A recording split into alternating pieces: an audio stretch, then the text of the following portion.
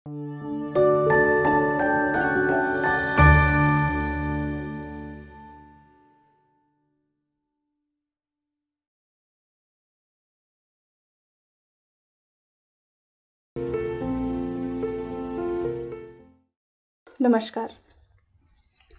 व्यवहार व्यक्तित्व का आईना है।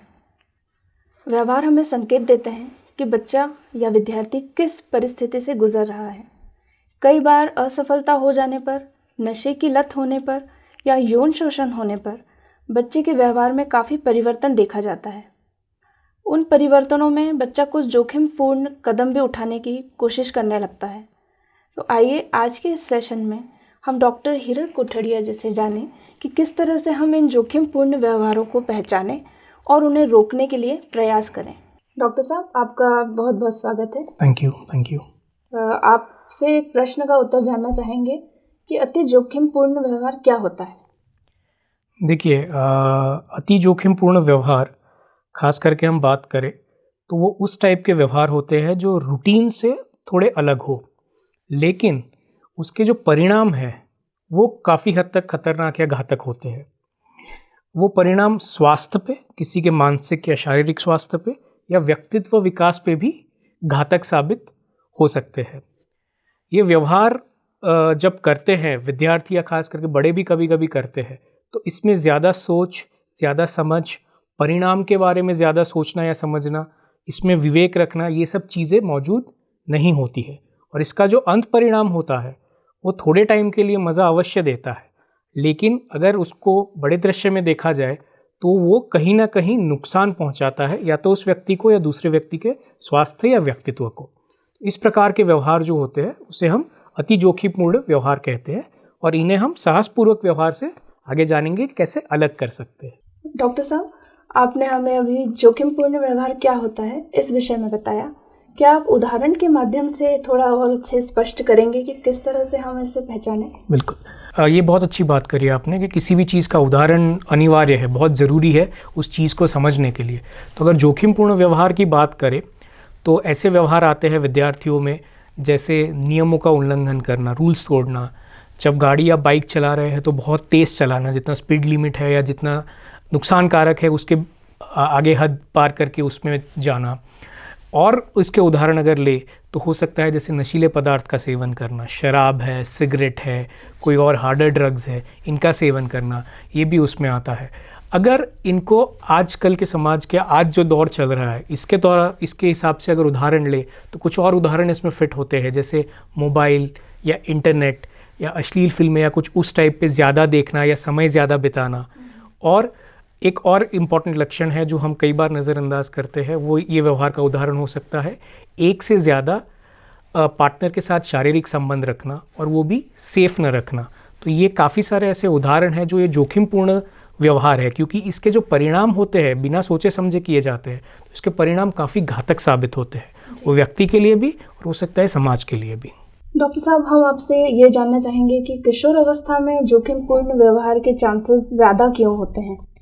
बिल्कुल, देखिए ये अवस्था ऐसी है जहाँ काफ़ी सारे बदलाव से गुजरना पड़ता है किशोरों को। शारीरिक बदलाव, मानसिक बदलाव, भावनात्मक बदलाव, और साथ साथ में काफ़ी हार्मोनल बदलाव भी होते हैं शरीर में।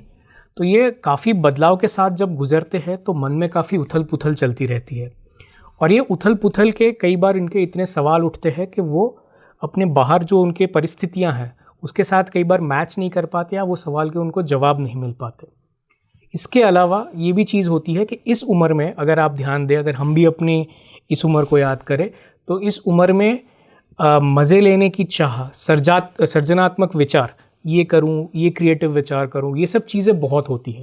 तो ये सब चीज़ें मिल के हमेशा एक किशोर को इस तरफ धकेलती है कि वो ऐसे व्यवहार की तरफ बढ़े जहां उसको तुरंत संतुष्टि मिले या आनंद मिले। तो वो परिस्थितियों से एक्सपेरिमेंट करते रहना, ये सब चीज़ों काफ़ी इस किशोरावस्था में आती रहती है। जैसे हमने देखा कि इतने सारे बदलाव आते हैं, और वो बदलाव का परिस्थिति से मिसमैच होना या परिस्थिति से वो सवाल के जवाब ना मिल पाना, इस वजह से काफ़ी उनके मन में सवाल चलते रहते हैं।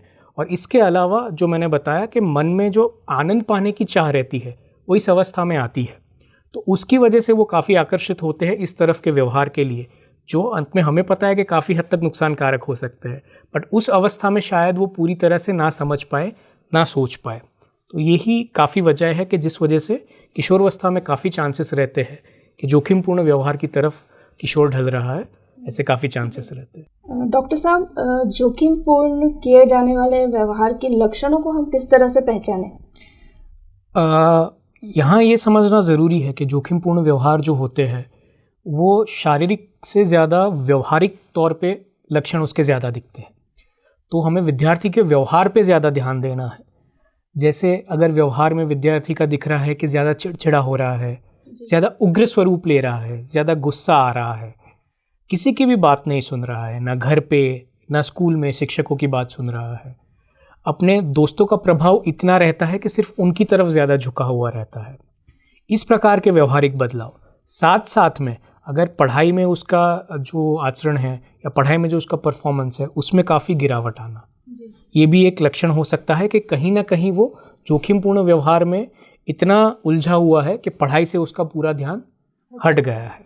इसके अलावा इनमें काफ़ी लक्षण ये होते हैं जैसे घर से और स्कूल से दोनों ही जगह से अनुपस्थित ज़्यादा रहना, उनके एब्सेंट जो होते हैं, एब्सेंटिज्म जो होती है स्कूल से और वहाँ, वो बहुत बढ़ जाती है। साथ साथ घर पे भी वो जैसे रात को देरी से आना या पूरे रात भर घर से बाहर रहना, ऐसे कोई भी प्रकार के अगर लक्षण दिखते हैं तो हमें हमेशा शिक्षक को भी और पेरेंट्स को भी चौकन्ना हो जाना चाहिए, सतर्क हो जाना चाहिए कि हो सकता है कि बच्चा शायद जोखिमपूर्ण व्यवहार की तरफ बढ़ रहा है, ताकि उसको बाद में उसको समझे और उससे बात करे और उस तरीके से उस तकलीफ को हल करे। सर, आपने अभी जो व्यवहार जोखिमपूर्ण व्यवहार अभी हमें बताए, क्या झूठ बोलना, चोरी करना और चिड़चिड़ापन और ठीक तरह से किसी बात का जवाब नहीं देना, ये सब लक्षण भी इसी में आएंगे? बिल्कुल। देखिए, अक्सर होता क्या है कि जोखिमपूर्ण व्यवहार जो होते हैं उनको करने के लिए कई बार बच्चों को समय और पैसा दोनों चाहिए होता है। तो वो जब अपनी मांग रखते हैं ये चीज़ करने के लिए, तो सीधी सी बात है कि शिक्षकगण और जो माँ बाप है वो मना करते हैं कि ये काफ़ी नुकसानकारक है और इसको नहीं करना है। तो ऐसे जब उनको मना होता है और अपनी चीज़ पूरी नहीं होती, वो तुरंत संतुष्टि उनको नहीं मिलती है। इस वजह से वो या तो उग्र हो जाते हैं, गुस्सा करने लगते हैं, सामने जवाब देने लगते हैं माँ बाप या शिक्षकगण को, या कई बार तोड़फोड़ भी करने लगते हैं, गुस्से में अपना गुस्सा चीज़ों पे निकालने लगते हैं। इसके अलावा जब इनकी मांगे पूरी नहीं होती या ये जोखिमपूर्ण व्यवहार के लिए पैसा चाहिए होता है जो उनको नहीं मिलता, तो चीज़ें चुराना, पैसे चुराना, ये लक्षण भी बढ़ जाते हैं। और क्योंकि कहीं ना कभी ये चीज़ सामने तो आनी ही है, तो इस बारे में काफ़ी झूठ बोलना कि कहाँ गए थे, मैं तो दोस्त के घर ही गया था, पैसे किसने लिए, मैंने तो नहीं लिए, मुझे नहीं पता कहाँ गए। इस प्रकार की वो जो चीज़ें कर रहे हैं उन्हें पता है कि उस चीज़ों में उनको जो शिक्षकगण हैं या पेरेंट्स हैं वो साथ नहीं देने वाले हैं, इसलिए फिर वो छुपाने के लिए काफ़ी झूठ भी बोलने लगते हैं। तो अगर ये बदलाव आता है, मतलब ये चीज़ भी अगर दिखती है व्यवहारिक तौर पे, तो भी हमें सतर्क हो जाना चाहिए कि विद्यार्थी या बच्चा कहीं ना कहीं जोखिमपूर्ण व्यवहार में तो उलझा हुआ नहीं है। जी सर, इस व्यवहार को पहचानने के बाद अब क्या आप हमें बताएंगे कि हम इसकी रोकथाम कैसे करें? लक्षणों को हमने काफ़ी अच्छे से समझा, जान भी लिया, पर हम अपने स्तर पर इन लक्षणों को जानने के बाद किस तरह से रोकें, क्या पहल करें? बिल्कुल। देखिए, सबसे पहले इसमें मैं 2 चीज़ कहना चाहूँगा कि एक कि अगर लक्षण दिखते हैं तो क्या करना चाहिए, और दूसरी चीज़ है कि शुरुआत से बचपन से या किशोरावस्था से ही क्या ऐसा करें कि इस तरह के व्यवहार की तरफ हमारे बच्चे जो है या हमारा नेक्स्ट जनरेशन जो है वो ढले नहीं। तो पहले अगर बात करें कि ऐसा अगर होता है, पता चलता है कि कोई विद्यार्थी जोखिमपूर्ण व्यवहार में उलझा हुआ है या उसमें है, तो क्या किया जाए। तो सबसे पहले यहाँ ये समझना ज़रूरी है कि शिक्षक या जो भी माँ बाप है वो विद्यार्थी के साथ बैठे, साफ साफ बात करे और बच्चे का पक्ष समझने की कोशिश करे कि उसने ये क्यों किया। उसके बाद उसी उदाहरण को लेके हम बच्चे की राय सुने कि और क्या क्या इससे नुकसान और क्या क्या फ़ायदे हो सकते हैं। एक लिस्ट बनाए, नुकसान क्या क्या है, फ़ायदा क्या है, और वो हम चाहे कि वो विद्यार्थी की तरफ से ही आए, पेरेंट्स या शिक्षक की तरफ से एक इंस्ट्रक्शन के जैसे ना आए, एक सूचना जैसे ना आए, वो विद्यार्थी ही अपने मन से सोचे। बिल्कुल उनसे ही पूछे कि आपने ऐसा क्यों किया। क्यों किया से ज़्यादा ज़रूरी है कि आपने ऐसा किया तो उसकी कोई वजह होगी, लेकिन आपका ऐसा करने से आपको क्या मिला और ऐसा करने पे क्या नुकसान हुआ, या क्या फ़ायदा और हो सकता है या क्या नुकसान और हो सकता है। क्योंकि क्यों अगर डायरेक्टली पूछेंगे तो वो सीधा सा अटैकिंग वाला सवाल हो जाएगा, उससे बच्चे काफ़ी सहम जाएंगे, या तो झूठ बोलने लगेंगे या तो कुछ ना कुछ बहाना बना लेंगे। तो डायरेक्टली क्यों पूछने से ज़्यादा बेहतर है कि हम फ़ायदे नुकसान की बात करें। उसी दौरान हम बच्चे से ये भी बात करें कि आपने ये संतुष्टि या आनंद लेने के लिए किया, लेकिन क्या इसका कोई और तरीका भी हो सकता है। जैसे आपको आनंद लेना था, आपको एकदम से कुछ अच्छा महसूस करना था, तो आप एकदम से जैसे आपने एकदम से सिगरेट पी ली तो आपको शुरुआती आनंद तो मिला, लेकिन आपको क्या लगता है कि यही अगर चलता रहा तो क्या ये फ़ायदा करेगा या नुकसान करेगा, पहली चीज़। और दूसरी चीज़, जिस आनंद के लिए आपने ये किया, क्या वो आनंद पाने के और कोई तरीके हैं जो नुकसानकारक नहीं है। और बच्चे को ही सोचने पे हम प्रोत्साहित करें, क्योंकि बच्चे के अंदर से ही वो सोच और वो जवाब आएगी, तो काफ़ी चांसेस रहते हैं कि वो उस बात को फॉलो करे। अगर हमने सिर्फ सूचना दे दी तो किशोरावस्था में भूल जाओ कि वो फॉलो करेंगे। वो छोटे बच्चे हैं 6-7 साल के, जो हाँ करके कर लेंगे, लेकिन 11-12 साल के बाद बच्चे या तो हाँ बोल के चले जाएंगे या सामने ही झूठ बोल के चले जाएंगे। तो ये सबसे ज़्यादा ज़रूरी है, उनसे बातचीत करें, उनके तरीके से ही निकलवाएं।